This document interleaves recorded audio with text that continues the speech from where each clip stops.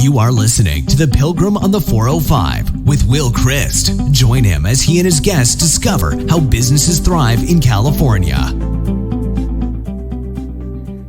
So, welcome to The Pilgrim on the 405. We're going to have a great conversation today with an entrepreneur from Phoenix, Arizona, Bruce Williams, a founder and the chief cheerleader for Haultail. So, welcome, Bruce. Thank you, Will. So tell us a little bit about this whole idea of Haultail. Well, Haultail was originated out of my parent corporation, which is the maker of demo bags, heavy-duty contractor bag. And it's sold throughout many different retail locations in the United States and international. And we had a number of reps out there in the field. And we started seeing some issues, and we tried to figure out how to mitigate it. So sister company came along called Haultail, which is an on-demand delivery service, and it also mitigates the waste, from the standpoint of people using our main product. And we were able to create a little bit of a business niche to move more product throughout the stores to the end user, more as a service orientated through Haultail. So Haultail is basically a mobile app where you go on and you upload your information, very simply, your email address, telephone number, if you're a customer, and download the app.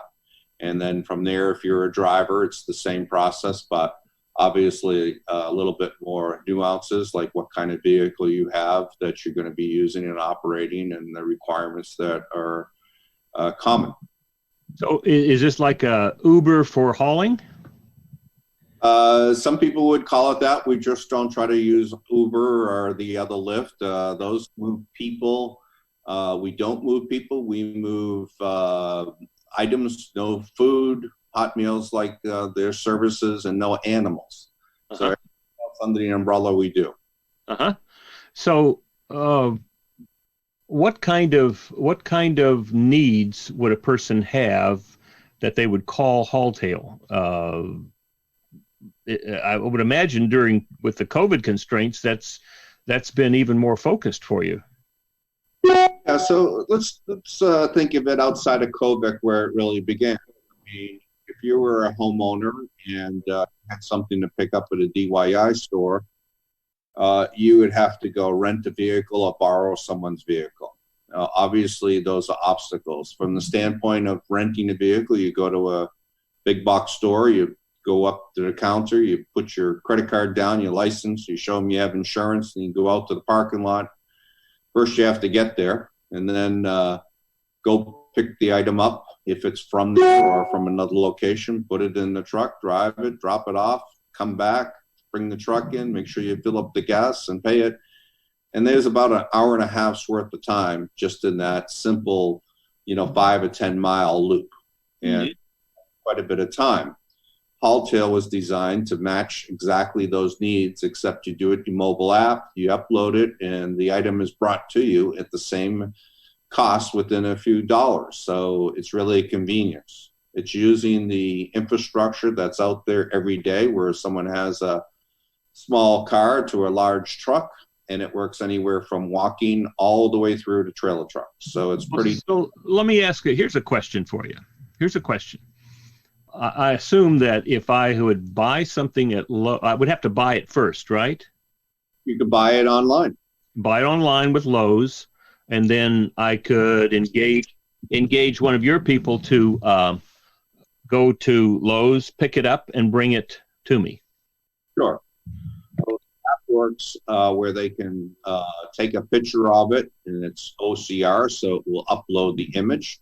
Mm-hmm. Pick out those pieces of information. It creates a bill of lading, more or less, or you can upload it electronically just like you do on your computer. You can use it from a computer or an iPad as well. So now every Thursday I go out to Riverside with my wife to St. Michael's Episcopal Church, and then we go to Inland Harvest and pick up literally a ton of food in boxes, 22-pound boxes. They're on skids. And then we bring it, and we have to rent a truck to do that. And then we bring it back to the church, unload it, and give it out to 100 families every week. Is that something that Haultail could do? Can. I mean, it's a paid service. Everything is dynamic. So it basically will do multiple loads with multiple stops, and it's based upon what items you're carrying, what the weight is, to size it to the vehicle, and the time and distance. Excellent. So that's a very interesting, creative way to solve problems. So where did you come up with this idea? Well, I mean, I came from a blue-collar family, so, it was trial and error. I did all those things, and time is money, and you only have so many hours in the day. How do you get everything done? As technology has come along, I look for different ways and to how to use technology, and from being into the retail stores and seeing, the particular customer coming in, they're having a bad day and they want to buy some lawn furniture and get it to the house that day, and they can't get a delivery truck because they're all out. And they don't understand why they can't get their delivery that day. I think most people's impression, when you think you buy it online, you automatically get it right there and then. The reality of it is that it doesn't occur that way. Retailers have a base of contractors or certain customers that are, have a higher profile of buying and are going to get their items first. That's just common sense in any business. Most of the general public, though, is now moved to, I can get it now. And I think a lot of that comes out of the food apps that are out there. Everybody decides, I can get food delivered right away. Why can't I get anything else? As we've seen in COVID now, delivery has become more apparent in everyday life. You just expect it. But we've seen that there's been problems with that as well. I mean, capacity is maxed out. Infrastructure is not there.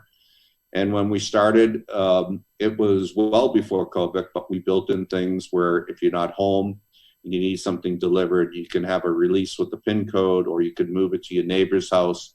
We want to make sure it gets in someone's hands. Some of the items are much bigger, so we want to make sure we coordinate with the receiver that they're getting their items in the time scope.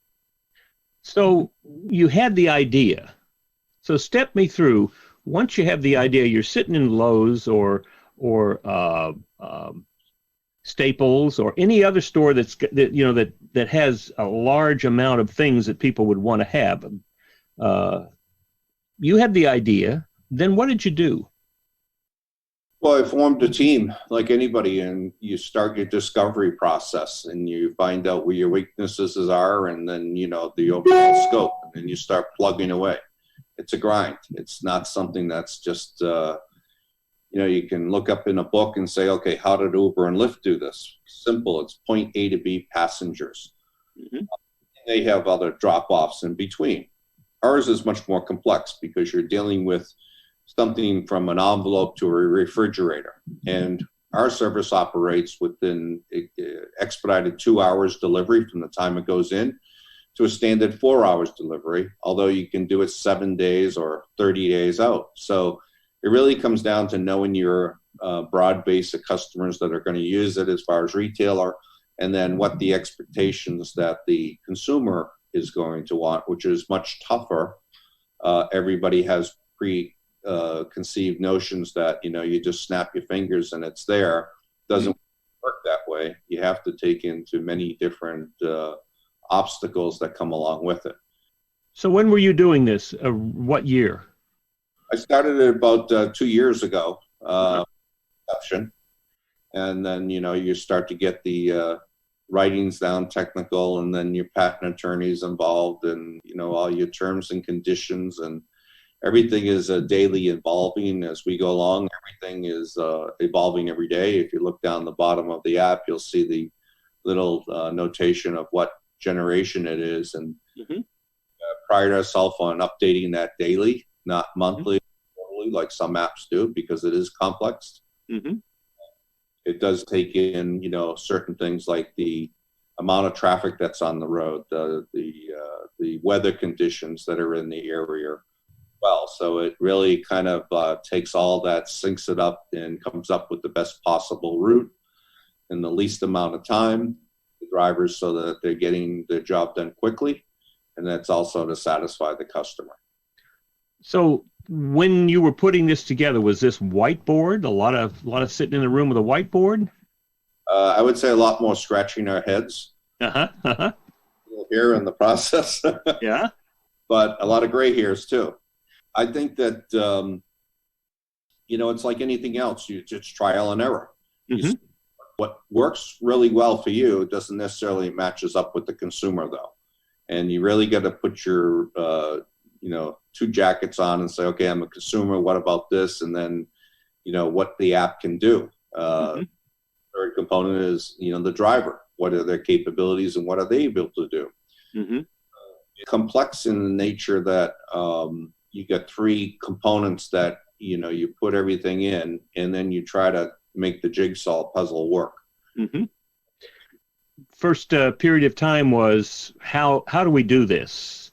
And what do we need to do to make it work? How did you pay for this? Was this outside financing? Was this friends and family or this credit cards? No credit cards. Yeah. Rule number one. All right. No friends and family. This time around, I did it all from our profits from our main company and decided that it was the best effort. I know a lot of people go out and fundraise and they set all kinds of different vehicles up to raise financing. I thought it was best to do it in-house. Mm-hmm. It is to serve a purpose, and that's to sell more of our retail product. Mm-hmm. And I just didn't want to get involved in that because the complexity of it, taking people's money and then having to explain it, there wasn't enough time in the day. Right. Good. So when did you have your first, Rev A or alpha or beta test? When was that? How long did it take you to get to that place? That took, we were a little premature, but we started in Oahu, Hawaii. It's an island, so everything, has to work there, off the side of the cliff. We did it within 6 months and we found a lot of problems, and that opened our eyes a lot. We had some tech teams working on it, and, as time goes along, you replace people and bring in someone that has a little bit more knowledge, and we've built our own in-house team. It has about 14 people that are fully staffed 7 days a week, around the clock. Things have gotten a lot smoother now, but they were very bumpy in the beginning. Was that fun? How can I explain this? Coming from blue collar, you learn to work with your hands and build things, and you can see things, on a daily basis. And this is a little bit more non-tangible. It's a different type of building. It is creative. It's a lot of thought process behind it. It can be complexing and grinding, but it's fun. I mean, I don't know really how to explain it outside of that. It's nothing you can kind of feel and touch, except it's on your phone, so it's there, but it's not something you can go grab. But you do see the result of it from point A to B, and express themselves through giving reviews, and we've had a lot of good reviews. People are, I think, a little amazed that it's out there, and that we get the geez, I thought of that a long time ago. I should have done it. Right. Now, so how large are you now? I mean, what areas do you service other than Oahu? Right now, we're in 16 states operating. The goal is by the first quarter in 2021, we will be horseshoed all around the coast of the United States. So if you go from Maine all the way up down to Florida and around the Panhandle and through Texas, up through California and up to Oregon. So currently right now, we're not in Oregon or Washington. We are closing in California currently right now, down in LA around the 405, which I've drove many times. And over it, you remember it? Yeah, absolutely. But most people don't realize that traffic is like that throughout the United States. Some worse than others. Having traveled many different highways throughout the United States on other business, I understood the complexity of it, which really came into play. Time is money, and when you see a lot of traffic and you're sitting in it, you can be on the phone or you can sit there and wait to get to the next job, which most blue collar is doing. Mm-hmm. But getting back to, we are also in the Midwest, so I think that by the second quarter we'll be in all 50 states, and it will mushroom out from the larger cities to the smaller cities to the rural areas. We are promoting 100% United States right now in our messaging, because it takes a while for people to understand it and get a hold of it. And the system is built that we can turn on any marketplace within a 2-week period. That's from getting started. Wow. Quite complex, and we're rolling as fast as we can. So your business plan requires a large number of drivers, right? Very much so, yes. So what constitutes a qualified driver for you? We go back to qualifying drivers like this. If I were a homeowner, I wouldn't want just anybody showing up at my house. So we make sure that the person's qualified, that they have a licensed, registered vehicle that can operate on the road, that they have the proper insurances, that they don't have any things that you wouldn't want someone to come to the house. We'll just leave it at that. We verify who the person is through a series of data points to make sure that we're not putting anybody in harm's way. Safety is always first on a job site. It carries right through to the drivers, right to the homeowner. We have seen an increase in applications, which is exciting but also disappointing. It shows that, my apology. Yeah. That there are a large segment of the population that's out of work. We do not discriminate one bit. We have drivers of all the ethnic backgrounds, male, female, and we treat everybody equally. It is unfortunate that we're in such a state of affairs where there's a lot of people out of work. But those people that are working are making good money for the time that they put into the work. And it's not 7 days a week. It's not multiple jobs a day. It's really designed to filter in where they are at that given time on the road, based upon their phone, which we can then push the jobs out to those drivers to accept the job or not. There is a timing issue in there where they get so much time, and if not, it goes to the next person. So we have a lot of drivers. What kind of vehicle do people have to have? When we first start, we were just thinking of pickup trucks. It really goes down to the size of the package. If it's an envelope, it could be a courier. Obviously, people aren't going to pay $90 to get that envelope there. They want to get something that's, between $9.95 and, $25. It really depends on the distance. We see some that need documents, like real estate documents, right away. Pay a little bit more because it's expedited, and we can get them there within 2 hours. It could be something as large as a refrigerator. We've had orders come in from big box retailers where a refrigerator comes in at 9 o'clock at night. The refrigerator is picked up at 8 o'clock and delivered by 9:20. It really depends. So the size of the item dictates the size of the vehicle. Mm-hmm. Haultail works for anywhere from walking distance, where someone can carry something that's lightweight, all the way to a pickup truck with a trailer, which in the West, everybody has a trailer. In the East, parking's an issue. People don't have trailers. Yeah. Those from box truck, trailer truck, and those are really designed for heavy items that you need a lift, or pallet size items.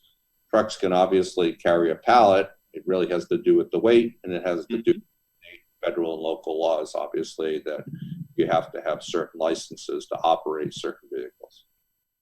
So where are you in California with the, this question about whether employees or 1099s? Right, and that's something where we watch the law and we make sure that we're compliant with the law. Right now, it's someone has to make at least $15 an hour. I would say all our drivers, the jobs are within an hour's time, sometimes maybe 2, but they're making well over $15 an hour. We believe if you roll up your sleeves and you're doing labor work, not like a driver driving, just opening the door and someone getting in, you should be making $30 or more an hour. I think that the consumer who's purchasing the service understands that, time is money and someone's got to make a fair wage. Mm-hmm. Calculated out on, the time, and in that is equation is, they're getting so much for mileage for the use of the vehicle. We're calculating out the gasoline that it takes or the fuel it takes to move that car, and we're calculating in the amount of time that someone should make for labor. The mileage and you remove the gas that it takes to go there, they're still making a livable wage, more than livable wage, and even when you back out the taxes in our equation, they're still making more than $15 an hour. What would be, how could you talk about what an annual compensation might be for somebody who was, well, you tell me, are there people who are doing this full time? Gig economy, this is something a little bit more money. It's for anybody that's 18 years of age that is, a registered driver per state. It's just like the philosophy where, and you go to work at a fast food restaurant. Most of them were college and high school kids, and we've seen the economy change where some people have that a full-time employment. There's nothing wrong with it. This is a gig economy where it's something where you may work 3 or 4 jobs a week. You're making $200 or $300, or anywhere from 70 on, depending on what the skill set is needed for doing the job. Mm-hmm. I don't foresee this being a full-time gig. This is about demand. As COVID goes away, I think demand will still be there, but there's a lot of drivers out there, and we try to share it with everybody. Narrow it down to a few people. It's a broken system in that effort. So we want everybody to have a shot. It does seem to me that what we've learned about the gig economy in COVID has helped us to see possibilities where before we didn't even imagine it. Yeah, COVID's been a real lifetime experience. I've never had a pandemic. I've seen recessions come. You learn, when skies are blue, right? Put your money away, and mm-hmm. the best that you're prepared. And I think that, not getting into the economy of politics, wages have eroded and cost of living has gone up. And coming from that background, I understand it very well. So if you can pick up a few hours a week doing a couple jobs and you can make your extra $40 or $100, that sometimes is what you need to get to the next week. Mm-hmm. It's really designed, if you hustle and two people can do a job, or a burger, you get another guy that's going to start it and he's going to finish it right there and that. Those are the people we want. Someone that's in there, minimize their time, get the job done correctly. The customer likes it, and then the customer usually tips. We don't keep any of the tips. It's passed through, goes right to the driver. Mm-hmm. Well, and also from the consumer side, there are a lot of possibilities that weren't there before. Think of Uber and Lyft. I mean, there's qualifications of the vehicle you drive, and it's got to be up to a standard. My perspective is that if you want to work and you have a 67 Chevy and it's legal on the road, it may not paint and it may not look good, it might have a dent in it. That's not what it's about. It's about providing the service at a reasonable cost to the consumer and also a fair wage to the driver. So it's not your typical app. It's much more robust. Mm-hmm. To take care of a problem. And where COVID is, you don't come into contact with a lot of people. You're driving in the vehicle by yourself. We don't allow passengers in the vehicle. You're there to do a specific job, and that's what we're hiring you for. Everybody's a subcontractor. Anybody that is in business knows that there's a benefit if you set up a little LLC and you drive and you have your insurance and you can write those things off. And I think that's where Uber and Lyft failed a large part of the society. If they taught them or explained that to them a little bit, that they can get those benefits that businesses get, so they take more money home and in a better spot today. Yeah. Well, now, what are some stories about unique experiences that consumers have had? What have they used Haultail for? Some extraordinary uses of it. Extraordinary uses. Let's see. What have I seen that's come through extraordinary? I think it's everyday life things that we see mostly. Uh-huh. Extraordinary things that are kind of outside my scope that I didn't think before is delivering bales of hay. Oh. You don't think of it in context that everyday life when you don't have a farm. A lot of people that have animals out here in Phoenix that, need to get their hay to the animals and feed, and we do that. I think that one of the others is that we had a pre-packaged delivery, and it's not food. It was a gift pack, and they bought it from a location that was further away than the closer one, and they paid the $40 to have it delivered. And it was really carrying a package, but it was food, but it's pre-packaged food. And it was from someone that did it in Brooklyn to someone that did it in Phoenix. And what caught my eye, it was one, and I put it in, was on Scottsdale Drive, and Scottsdale's part of Phoenix. So it was kind of like when I was reviewing everything, I was like, this doesn't make any sense. But it was Scottsdale on Cape Road on Cape Cod, Mass. So I thought it was a fluke in the system, delivering to another part of Phoenix. Well, all right. So let me imagine something. If I wanted to make 10 apple pies and deliver them to each of my clients here in Orange County, California, is that something that Haultail could do? Repeat that again, just so I make sure. If I wanted to make 10 apple pies and I wanted them delivered to my clients, is that something that Haultail could do? Sure. I don't know if we get them all there warm, if they're out of the oven, but we would get them all there. Interesting enough, we work with a company called Baggerly. They make bagels. Saturdays they deliver their bagels with lox and onions, and then the local newspaper, the Philly Examiner. We have about 4 or 5 drivers that will go in. He'll give us all his orders on Thursday. We upload it, and it will work in the algorithms. Okay, you've got so many orders west, you get so many orders east. How do we get all these orders out before, within 2 hours or an hour and a half?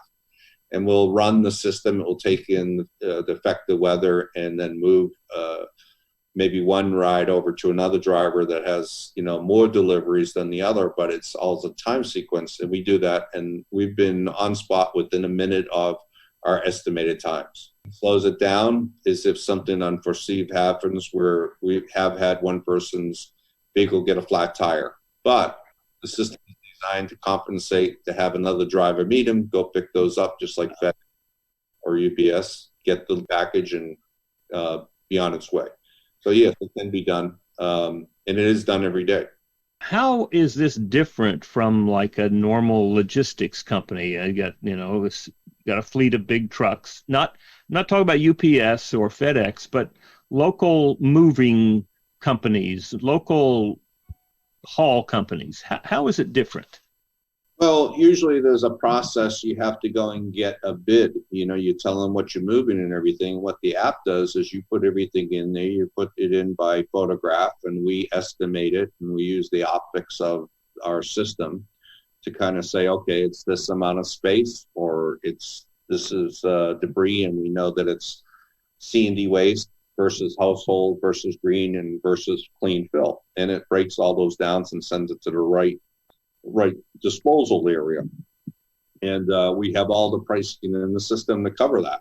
15,000 locations throughout the United States, all the pricing down in the matrix. So we don't mark any of the cost of getting rid of the waste. We look for the right waste system for it to go, to dispose of it properly. So everything that goes into the system and comes in, we're able to come up with the price within 10 minutes time, send that back to the consumer, and then they have the option to take it or schedule it. And then once they do, they pay it, and then we make it happen. So this is a bid that essentially this is a bid to do it in the time frame that the customer wants. Yeah, I mean, we haven't got any orders in to date that we haven't been able to move from point A to B. Whatever the item is, we always seem to figure it out. I think we go back to the creative time when I'm scratching my head. How do we move this and how do we move that?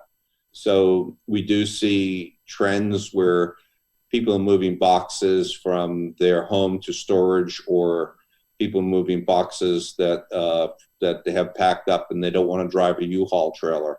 It may be a young female that doesn't have the capability to move her couch. There's a guy around the corner, or even a girl around the corner, that has a pickup truck that can help them move those things. We usually move the items so they're not doing any of the labor. The jobs to who can do it, and that's usually done by a information sheet that we ask the drivers what the capabilities are, and then weigh those against the orders that come in, and it selects who's available at that given time, who has the app on. We also have a pretty robust command and control where everything's being looked at to make sure that the job is being fulfilled, and we also track the job so the consumer who is receiving the item can watch the order being delivered to them as well, just like a rideshare platform. So do you have one central command place, or is it decentralized around the country? If it's decentralized, and it's around the world, because the world never stops. So we have let her up when it's daylight somewhere else, and nighttime falls. It's scheduled appropriately.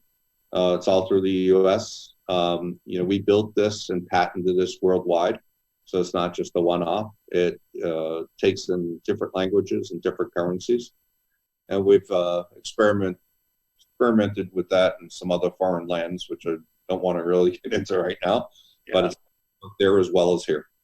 Good. Let's see if we can stimulate some imagination on the part of a consumer. What would be some things that maybe they haven't thought about? You talked about a female, who's probably not equipped with a pickup truck and doesn't want to lift up things and put it in. What other things could we encourage people to consider using Haultail for? Well, I've seen one where someone's been on a bike trip and had to leave, and they needed their bike picked up and brought to somewhere. Mm-hmm. Some retirement communities where they have items that need to be brought into their location where they are at, where they can't go pick them up. Mm-hmm. Seen TVs from Best Buy that need to be delivered as a gift. Uh-huh. We've seen the prepackaged food, which was a gift, like, steaks or something being delivered. We've seen customers send in bids where they got a pile of gravel that was left over from when they built their patio and they need it gone. Sell the Demo Bag and Haultail brand contractor bags, which was patented technology, and we say go buy a box and use it on the job and apply the cost of that box off the service, so they get a bonus that way. Well, we know the bags are going to stay together. Mm-hmm. We have seen a job where a dumpster, a 40-foot dumpster, got stuck in the mud, and they couldn't get it out, had to take all the bags out, and they took the dumpster away, and the customer was saying, hey, how do I get rid of my bags now? Because the dumpster won't come back. Uh-huh. We've seen the same with the bag store, where someone will take the bag, and the thought is we'll have it picked up, but they put it in the backyard. And then it's like, okay, we don't want to take this and move it out. My husband doesn't have the time. Mm-hmm. With this, so we take care of instances like that. And apparently, you can do this in you could take care of the job in a fairly short period of time. Yeah, so the expedited is with under 2 hours, and we give you the price and accept it. We'll get someone there to do it. If for some reason it can't be done, we usually call the customer and just say, look, because there's a snowstorm or there's a hurricane coming, it's just not going to happen. I mean, we have seen instances where people are trying to move things from the seacoast when there's been weather coming in, and everybody and the brothers tied up and have their own trucks. Well, usually, there's restrictions on roads at that point where we can't get in either. Mm-hmm. We've taken that into account as well. And we see a bump in that with all the storms we've had in the past year down the Gulf Coast in Texas. The other application of it is that will be coming is snow plowing. So if someone's elderly and they can't shovel any longer, that will be coming out relatively soon. We've upped the guys that have the snow plows and looking to increase their business. Wow. The algorithm in it as well. There are others out there doing it, but it's just an extension of the brand as well. All right. Now, I heard a little turn in the R. You were blue collar worker, grew up where? Originally from Boston. So Boston, I knew that R. There we are. I love Boston. My son is manager of the CVS store in Porter Square. Right. And I went to seminary in Cambridge, and we lived in Massachusetts for 12 years and taught in a prep school in Western Massachusetts. So love New England. That is our favorite place to play. So, all right. So now what I heard was our daughter lives in Albany. And what I heard was before I couldn't even imagine how I could say, don't worry about that. I will get your snow plowed, because I would know nobody in Albany to do that. But it sounds to me like I do know somebody now in Albany, or when you're ready to roll it out, I will have somebody that I could, with the app, say, go clear out her snow in her driveway. Is that right? Getting the process now this year and testing it out.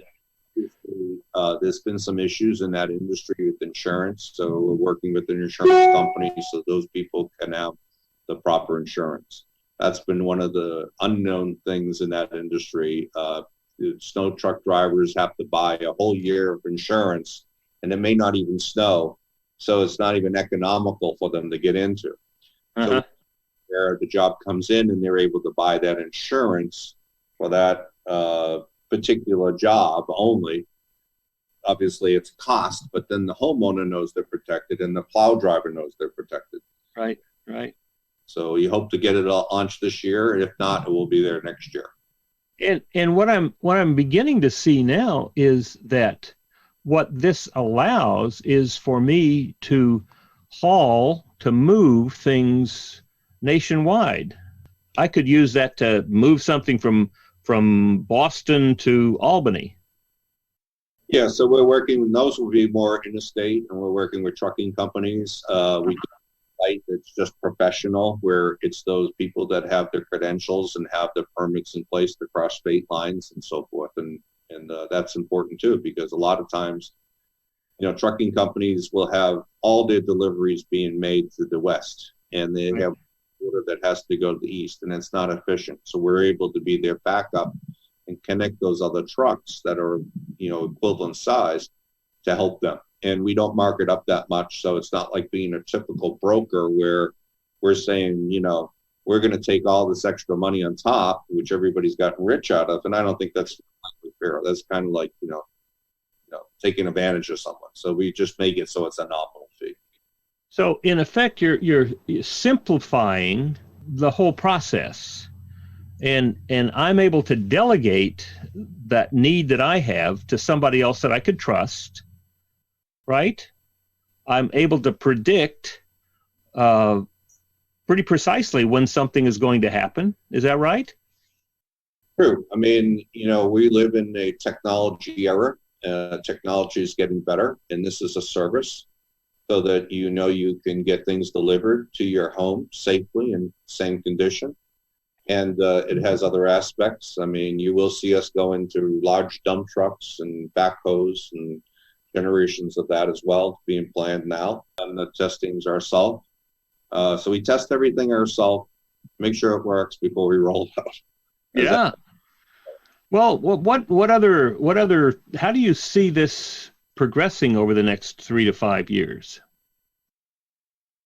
It's growing pretty fast, so it really depends on what curveball comes at us, and we have to put time into it to develop it. But the core of it has been developed, and it's point A to B, and it could be planned by C. So just like we've seen orders come in from the East Coast for someone wanting to do someone on the West, helping someone on the West Coast. Mm-hmm. It's the communication of the phone or the computer or the iPad, and people can plan out, or they can, be somewhere else and have someone else accept it for them on their behalf, because we'll have that information that they supply. So it's really a tool when you think of it. It's the next generation. Well, I have heard of people moving from Boston to Phoenix to retire, but it doesn't sound to me like that's your plan. No, I get tired of shoveling snow in the cold weather. That's right. Every once in a while, my wife will say, living in Laguna Beach is nice. Seeing the ocean is good. But, it's really nice to think about New England. And I ask her to remember between October and June. and she comes back to her senses. Places to live in the United States, and I knew that I just wanted to get out of Boston. I've done everything there, seen everything, and I've traveled the world, and I've been fortunate in that way. But obviously, being able to go to all these other countries, we have a great country here. It always has been and always will be. All the culture and the vibrance in the system that we have, which is capitalism, which provides and stimulates people to make a living and do what you want to do. Mm-hmm. I looked at California, and I looked at San Diego, Santa Monica, Sausalito, all different places to live, but I just couldn't get over the traffic. It drove me crazy. Yes, there you go. Very good. Well, what would you like to tell folks? If you had a megaphone and you could shout at all of them, what would you tell them? Next time you're planning to do some hard labor and you don't want to do it, just download the app and take it for a test drive. You're going to spend the same amount of money that you would be doing it yourself, but it's going to be convenient. And that person that needs the work, and there's a lot of people out of work, will have the opportunity to make a few dollars, and that's good for society. So how do they get the app? Where is it? The app is on Google and it's on Apple. So you just press it in haultail.com, upload the app. It takes no time at all. It asks for information. The information is all stored in our own computer systems. It's not on Amazon or any place else. It's very secured. We take that very seriously. We don't hold any credit card information. We do have our drivers, they're able to get a debit card, so we pay them, and I should mention that. So it's all electronic, and they're able to get their money when they finish the job. We don't take any fee out of it at the end of the week when they're scheduled to be paid, but if they need the money before, we can go in and mitigate that for them so that they can buy the gallon of milk or buy their replacement tire or whatever they need that week. Sounds like you're really taking care of your drivers well. If you don't take care of the workers, you can't get the job done, right? That sounds like someone with a true heritage from blue collar. Bruce, it's been wonderful getting to know you and wonderful hearing this wonderful thing that you're doing. So stick around a little bit afterward while we just finish here. But I would encourage people to take a look at Haultail, the app that's going to save you time and money and get your stuff moved. Thank you. So this has been just another example of how businesses thrive, even in the midst of all sorts of constraints: creativity, imagination, hard work, and making it happen. You've been listening to The Pilgrim on the 405 with Will Christ. To hear more of the programs in this podcast, go to www.willchrist.com.